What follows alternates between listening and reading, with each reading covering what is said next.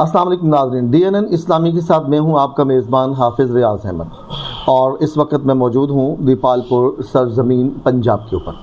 یہاں پر ہم D N N اسلامی کے حوالے سے حاضر ہوئے ہیں ڈاکٹر محمد اشفاق سیال صاحب کے ان کے آفس میں، اور آج ہمارے جو ڈی این این اسلامی کے سرپرست اعلیٰ ہیں جناب ہمارے استاد محترم وسیم ہاشمی صاحب، انہوں نے محمد اشفاق سیال کو یہاں دیپال پور کے اندر ناظم اعلیٰ نامینیٹ کیا ہے۔ آئیے ان سے بات کرتے ہیں۔ السلام علیکم جی۔ جی وعلیکم السلام۔ سب سے پہلے تو آپ کو بہت بہت مبارک ہو کہ دیپال پور کے اندر آپ کو ناظم اعلیٰ منتخب کیا گیا ہے، اور ڈی این این اسلامی جو ہے یہ آپ کے سامنے اس کے کچھ نکات موجود ہیں جو کہ ہم نے آپ کے سامنے پیش بھی کیے ہیں، تو سر آپ کی کیا رائے ہے ڈی این این اسلامی کے متعلق؟ جی بہت بہت شکریہ۔ سب سے پہلے میں آپ کو موسٹ ویلکم کرتا ہوں کہ آپ دیپال پور میں تشریف لائے۔ ہاشمی صاحب میرے بہت ہی پیارے اور دیرینہ دوست ہیں، اللہ تعالیٰ ان کو سلامت رکھے، اور یہ ان کی بہت اچھی کاوش ہے۔ میں اپریشیٹ کرتا ہوں کہ جیسے یہ نئی نسل ہماری آ رہی ہے نا، وہ زیادہ سے زیادہ سوشل میڈیا کی طرف اور صرف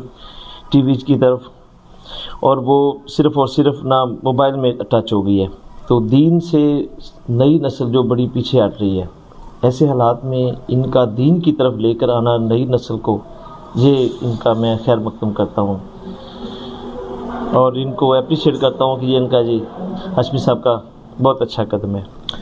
تو دوسرے نمبر پر یہ بات کہ آپ تشریف لائے، بہت اچھا ہے جی، بالکل مجھے آپ کا بہت بہت شکریہ۔ آپ نے مجھے ذمہ داری سونپی، انشاءاللہ العزیز میں کوشش کروں گا کہ جو مجھے ذمہ داری سونپی گئی ہے انشاءاللہ العزیز میں اس پر عمل پیرا ہونے کی، اور زیادہ سے زیادہ دن رات ہاشمی صاحب کے اس ورک کو آگے لے کر چلنے کی کوشش کروں گا۔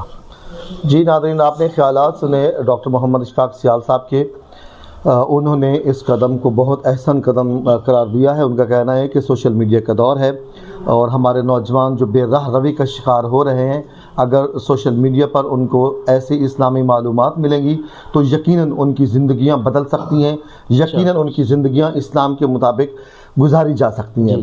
تو اس کے لیے ہم پھر سے مشکور ہیں ڈاکٹر صاحب کے کہ جنہوں نے اپنے قیمتی وقت میں سے ہمیں اپنا ٹائم دیا اور اپنے خیالات کا اظہار کیا۔ دیکھتے رہیے ڈی این این اسلامی۔